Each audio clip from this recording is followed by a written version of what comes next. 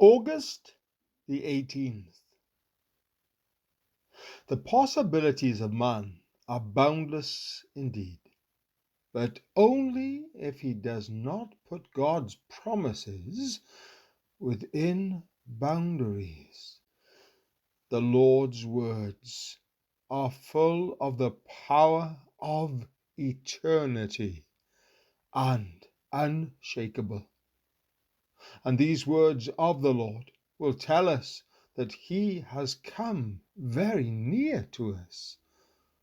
The presence of the Lord is our great comfort. He promised, I am with you always, to the close of the age. Matthew chapter 28, verse 20. Thank you, Father, that I am safe in the hands of Jesus.